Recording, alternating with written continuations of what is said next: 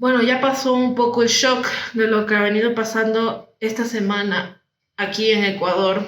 Y por si alguno vive debajo de una piedra, estamos en medio de una guerra contra el narcotráfico por parte del gobierno actual.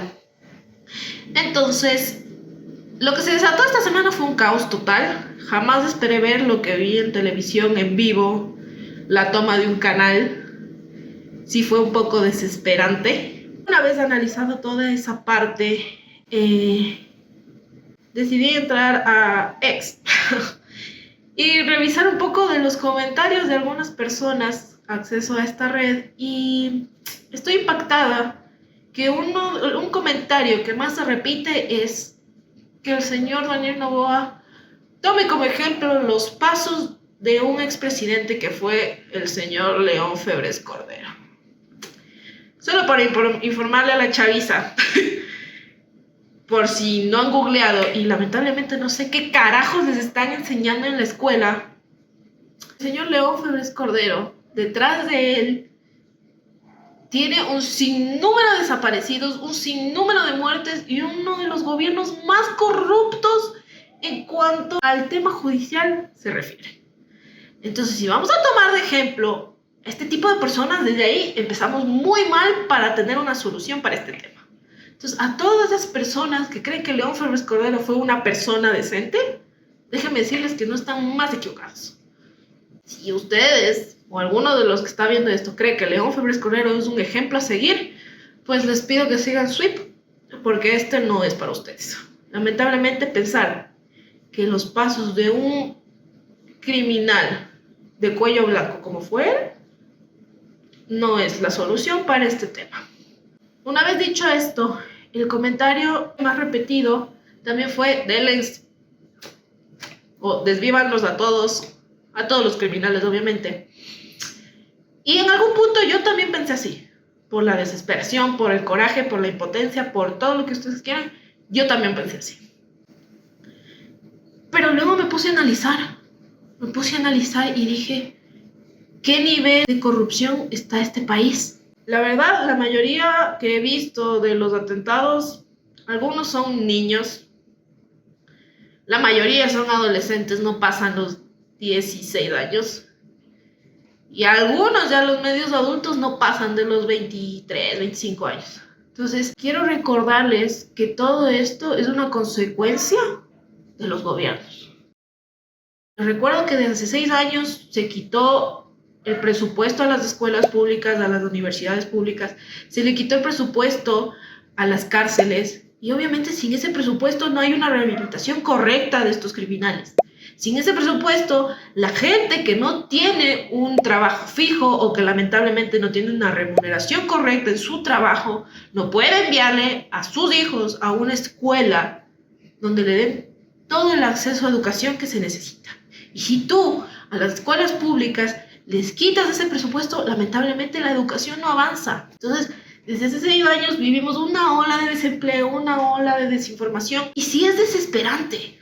Imagínense para uno que quizás hablo desde mi privilegio, porque yo veo que sí tengo un cierto privilegio.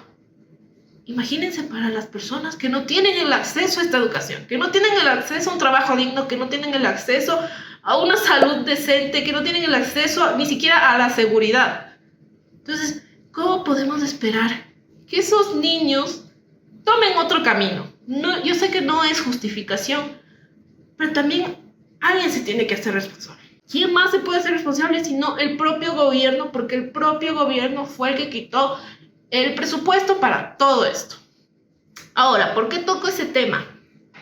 Porque este grupo vulnerable al que me refiero son presas fáciles para ser catalogados como perros de guerra o perros de la calle por toda esta organización del narcotráfico. ¿A qué voy con esto? Les voy a pedir que salgan de su burbuja y tomen en cuenta lo malo que es y se pongan en el lugar de un niño de 11, 12 años que tiene más hermanitos pequeños, que ve a sus padres, o en el mejor de los casos que tengan 2 padres, que los ve salir a trabajar y a veces regresan con $1, a veces regresan sin nada. Sus hermanitos tienen hambre, él tiene hambre, sus papás tienen hambre, todo el mundo tiene hambre. Y lamentablemente no hay que comer. No hay que comer. Sus padres no tienen un trabajo fijo. Alguno de los hermanitos está enfermo. Quizás el mismo está enfermo. Y llega una persona que no es con las mejores intenciones y te da la mano y te da para comer. Pero la condición es que trabajes para él. Porque así te la venden. Un trabajo. Y te la venden de esa manera, te la venden de esa manera tan bonita que tú como niño piensas que está bien. Pero ya empiezan a enseñarte otras cosas, empiezan a enseñarte cómo robar. Y ya la cosa se va poniendo fea. Entonces, obviamente, hay que ponerse del otro lado. Yo sé que lo que están haciendo estos criminales no está bien. A mí, de hecho, me desespera bastante esta situación. Pero yo les pregunto, si se eliminan todos los delincuentes, la policía, los militares, el gobierno, logra eliminar todos los delincuentes, ¿cómo vamos a evitar que en unos 6 años se vuelva a repetir esto? Si el sistema de rehabilitación no se cambia, si el gobierno no destina un presupuesto adecuado y suficiente para las escuelas públicas y la gente tenga acceso a una educación decente, para que todos estos grupos vulnerables, al menos sus padres, logren conseguir un trabajo digno. Me refiero a un trabajo digno que por lo menos te paguen un sueldo básico, que por lo menos te afilien, que por lo menos te den los derechos por los cuales se ha luchado tanto.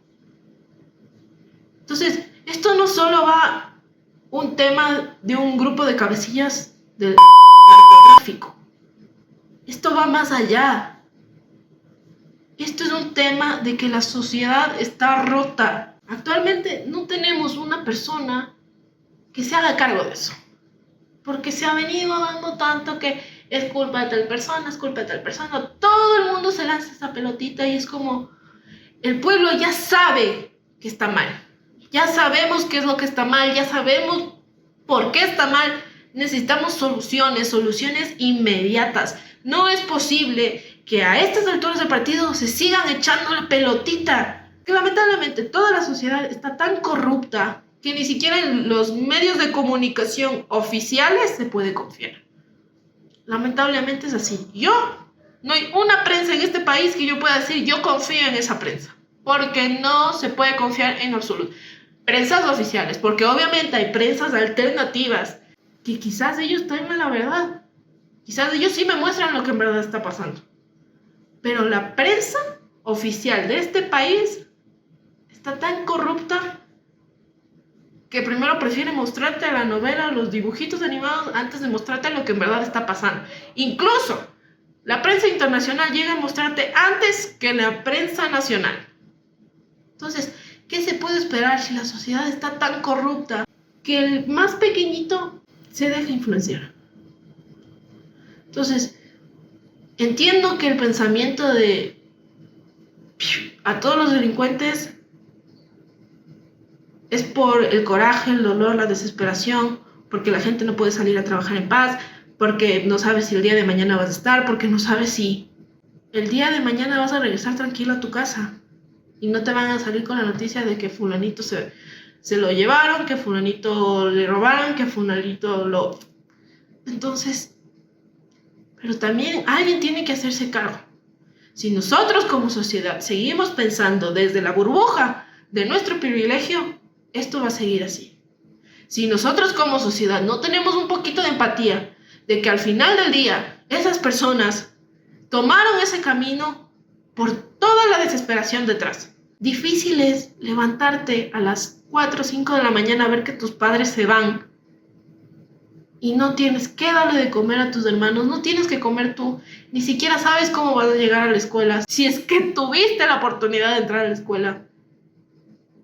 Y cuando alguien de mala manera llega a tratar de salvarte de todo ese caos que a pesar de tu corta edad ya estás viviendo, lo tomas.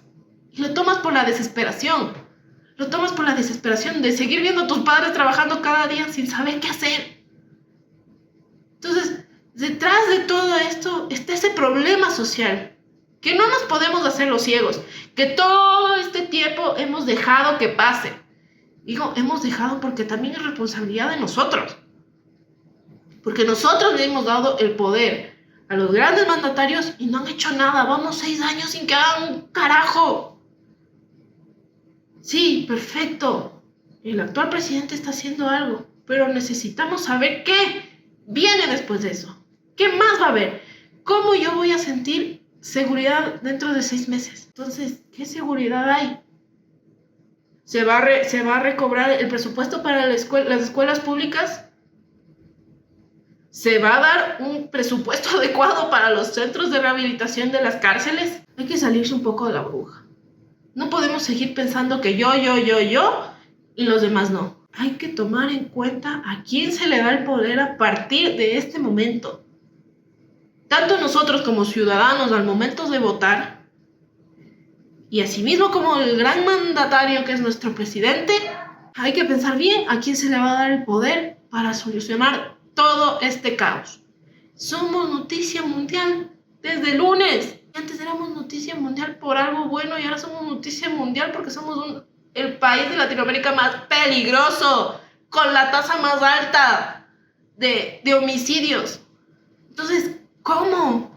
No podemos seguir en esto. No es posible, no es posible. Ahí les dejo para que lo piensen y salgan un poco de su burbuja.